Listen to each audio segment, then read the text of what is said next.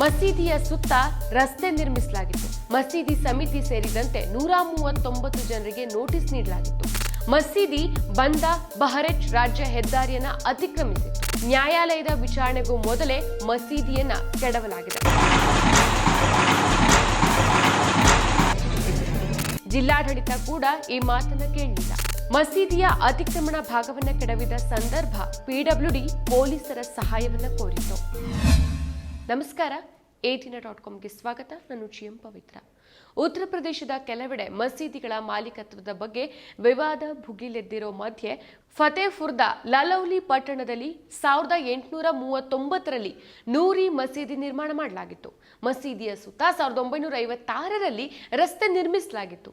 ಇದೀಗ ಈ ಮಸೀದಿಯನ್ನ ಅಕ್ರಮವಾಗಿ ನಿರ್ಮಾಣ ಮಾಡಲಾಗಿದೆ ಮತ್ತು ಹೆದ್ದಾರಿ ವಿಸ್ತರಣೆಗೆ ಅಡ್ಡಿಯಾಗಿದೆ ಅನ್ನೋ ಕಾರಣವನ್ನ ನೀಡಿ ಅಧಿಕಾರಿಗಳು ಹೊಡೆದುರುಳಿಸಿದ್ದಾರೆ.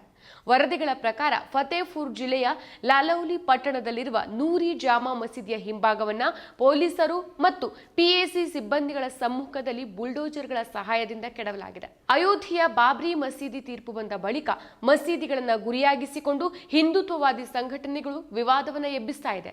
ಕಾಶಿ, ಮಥುರಾ, ಶ್ರೀರಂಗಪಟ್ಟಣ ಸೇರಿದಂತೆ ಪ್ರಮುಖ ಸ್ಥಳಗಳಲ್ಲಿ ಈಗ ಮಸೀದಿ ಇರುವ ಸ್ಥಳದಲ್ಲಿಯೇ ಹಿಂದೆ ದೇವಾಲಯಗಳಿತ್ತು ಅಂತ ವಾದಿಸಲಾಗ್ತಾ ಇದೆ.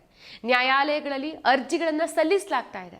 ಅದರಲ್ಲೂ ಉತ್ತರ ಪ್ರದೇಶವನ್ನ BJP RSS ತಮ್ಮ ಕೋಮು ರಾಜಕಾರಣದ ಪ್ರಯೋಗಶಾಲೆಯನ್ನಾಗಿ ಮಾಡಿಕೊಂಡಿದ್ದು ಕೋಮು ದ್ವೇಷವನ್ನ ನಿರಂತರವಾಗಿ ಹರಡಿಸ್ತಾ ಇದೆ. ಇತ್ತೀಚೆಗೆ ಉತ್ತರ ಪ್ರದೇಶದ ಸಂಭಲ್ನಲ್ಲಿ ಮಸೀದಿ ಸಮೀಕ್ಷೆಗೆ ಸೆಷನ್ಸ್ ಕೋರ್ಟ್ ಆದೇಶಿಸಿತು. ಬಳಿಕ ಮಸೀದಿ ಬಳಿ ಹಿಂಸಾಚಾರವೂ ನಡೆದಿತ್ತು. ಈಗ ಯೋಗಿ ಆದಿತ್ಯನಾಥ್ ಸರ್ಕಾರ ಲಲೌಲಿ ಪಟ್ಟಣದ ನೂರಿ ಮಸೂದಿಯನ್ನ ಕೆಡವಿದೆ.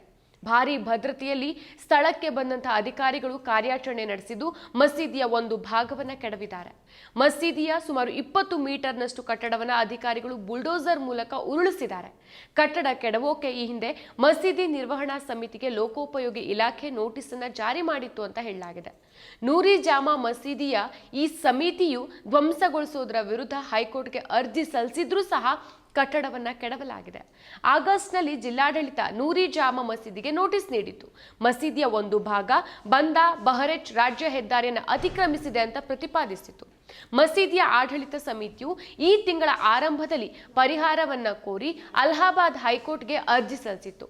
ಇನ್ನು ಸಮಿತಿಯು ಹೈಕೋರ್ಟ್ನಲ್ಲಿ ಕೆಲವು ಅರ್ಜಿಗಳನ್ನು ಸಲ್ಲಿಸಿದೆ. ಆದರೆ ಅದರ ವಿಚಾರಣೆ ಇನ್ನೂ ಮಾಡಬೇಕಾಗಿದೆ ಅಂತ ಹೆಚ್ಚುವರಿ ಜಿಲ್ಲಾ ಮ್ಯಾಜಿಸ್ಟ್ರೇಟ್ ಅವಿನಾಶ್ ತ್ರಿಪಾಠಿ ಹೇಳಿದ್ದಾರೆ. ಹೈಕೋರ್ಟ್ ಈ ಪ್ರಕರಣದ ವಿಚಾರಣೆಯನ್ನ ಡಿಸೆಂಬರ್ 13ಕ್ಕೆ ನಿಗದಿಪಡಿಸಿತು. ಅಷ್ಟರಲ್ಲೇ ಮಸೀದಿ ಕೆಡವೋ ಕೆಲಸವನ್ನ ಯೋಗಿ ಸರ್ಕಾರ ಮಾಡಿರೋದು ಆಕ್ರೋಶಕ್ಕೆ ಕಾರಣ ಆಗಿದೆ. ರಸ್ತೆಯನ್ನು ಅತಿಕ್ರಮಿಸಿ ನಿರ್ಮಿಸಿರುವ ಕಟ್ಟಡಗಳನ್ನ ತೆರವುಗೊಳಿಸುವುದಾಗಿ ಲೋಕೋಪಯೋಗಿ ಇಲಾಖೆ ಅಥವಾ PWD ಕಳೆದ ಆಗಸ್ಟ್ನಲ್ಲಿ ವ್ಯಾಪಾರಿಗಳು, ಮನೆ ಮಾಲೀಕರು ಮತ್ತು ಮಸೀದಿ ಸಮಿತಿ ಸೇರಿದಂತೆ 139 ಜನರಿಗೆ ನೋಟಿಸ್ ಅನ್ನು ನೀಡಿತ್ತು.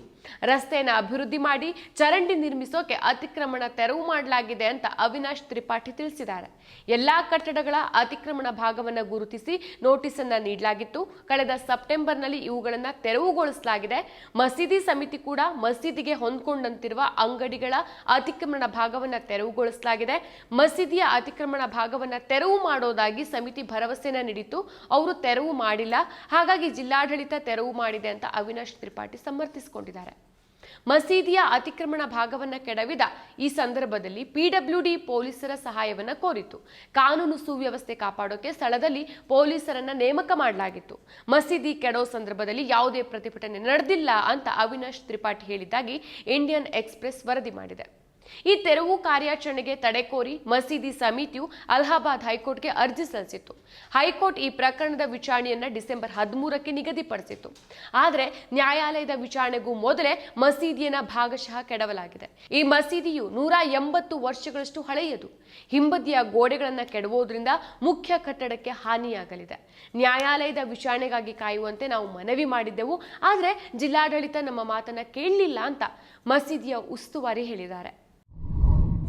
ಮತ್ತಷ್ಟು ವಿಶೇಷ ವಿಡಿಯೋಗಳನ್ನು ನೋಡಲು ಮತ್ತು ಹೊಸ ವಿಡಿಯೋಗಳ ಬಗ್ಗೆ ತಿಳಿಯಲು ATN.com ಯೂಟ್ಯೂಬ್ ಚಾನೆಲ್ ಸಬ್ಸ್ಕ್ರೈಬ್ ಮಾಡಿ ಮತ್ತು ಬೆಲ್ ಐಕಾನ್ ಕ್ಲಿಕ್ ಮಾಡಿ.